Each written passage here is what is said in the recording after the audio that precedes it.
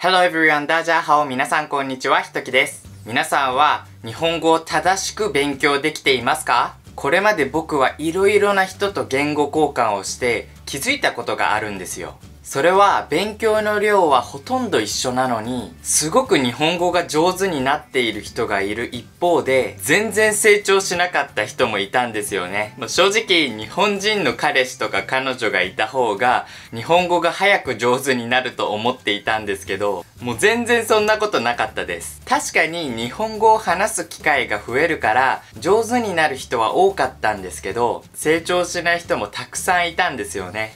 でもさ、そのカップルはどうやって会話してたんだろうね。英語？それともボディーランゲージとか使って会話してたのかな？どうやって愛とか伝えてたん？これキュンです。しかも僕の知っているカップルの中には、なんか俺たち全然言語上達しないね。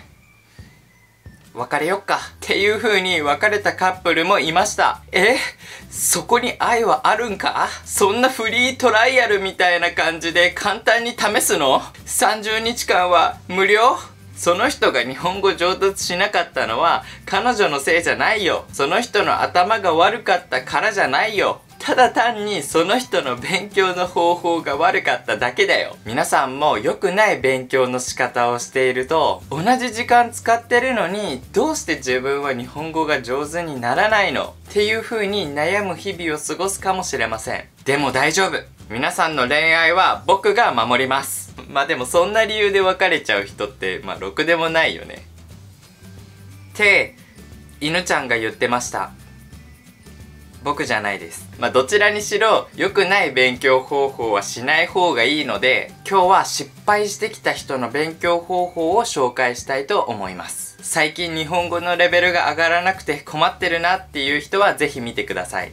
それでは一つ目。ローマ字で勉強しないで。ローマ字で日本語を勉強して日本語が上手な人はもう見たことないです。もう絶対ひらがなを覚えてひらがなで勉強してください。めんどくさいのはわかるけど、ローマ字でありがとうとかこんにちはって書いていたらもう絶対成長しないですよ。発音も悪くなるし、ローマ字しか読めないし、日本行った時にもう何も読めないですよ。もう大丈夫。最初辛くても1週間ちゃんと勉強すればひらがなは絶対に覚えられます。僕も台湾に行った時に注音っていう、こういうやつを覚えたんですよ。もう最初それを見た時になんか冒険の途中にある石に書いてある秘密の暗号みたいなものかなって思ったんですけど、そんな難しい文字でもちゃんと1週間勉強したら覚えられるようになりました。だからひらがなだけは絶対に覚えてください。それで、やっとひらがなを覚えたと。今度は日本語を話そうとする時にまたポイントがあります。失敗する勉強方法2つ目。何でもかんでも一語一句翻訳しようとする。そもそも僕たちは何か言いたいことがあった時に言語を使って相手に伝えるんですよ。ですので、もしテレパシーとかあったら言いたいことがそのまま伝わるので言語とかいらないんですよ。でもまだ僕たちはテレパシーとか使えないので、頭の中のイメージを言葉で相手に伝えるんですよ。だから翻訳するときは言葉の一つ一つを翻訳するんじゃなくて、頭の中にあるイメージをどうやって日本語で言えるかなって考えるようにしてください。正直頭の中のイメージが伝われば別に何だっていいんですよ。だって僕なんて最初中国語勉強した時ボディーランゲージで会話してましたからね。そこから言える言葉を少しずつ増やしていって、だんだん深い話ができるようになっていきました。むしろ言葉を一つ一つ翻訳していったら、ちょっとそれおかしくないっていうことが起きるんですよ。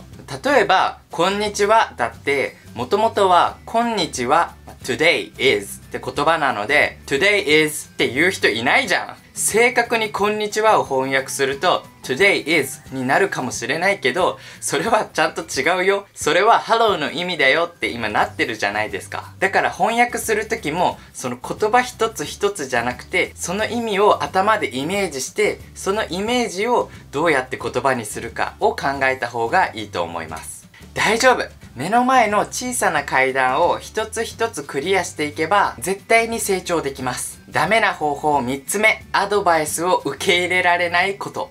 これは言語だけじゃなくて、僕たちって何か言われた時にちょっと受け入れたくないなっていう気持ちが出ちゃうじゃないですか。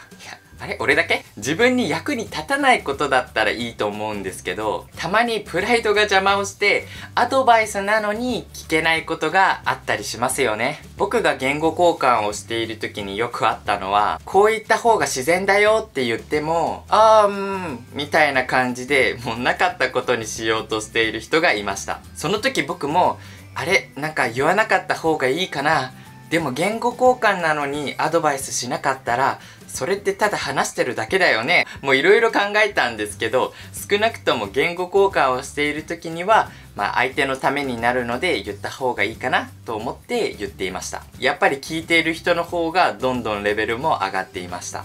でもアドバイスもらった時ってちょっと耳が痛かったり、ズキってここが痛くなるじゃないですか。でもズキっていう気持ちがあるってことは、そこを直せばものすごく成長するってことなので、本当に嫌かもしれないけど、そこは自分のためだと思って聞いてみてください。今日話した3つの中で1つでもしている人がいたら、もう絶対に変えてください。日本語が上手になって、いつか僕と本当に日本語で話しましょう。今本気で考えているのは、僕が世界中の国に行ってギターを持って弾き語りをしようかなって思ってるんですよ。でもそんなに歌うまくないから今ボイストレーニングに通ってるの。もう1年くらいになるのかな。もうそのくらい本気でやってるんですよ。だからその時までぜひ楽しみにしててください。皆さんありがとうございました。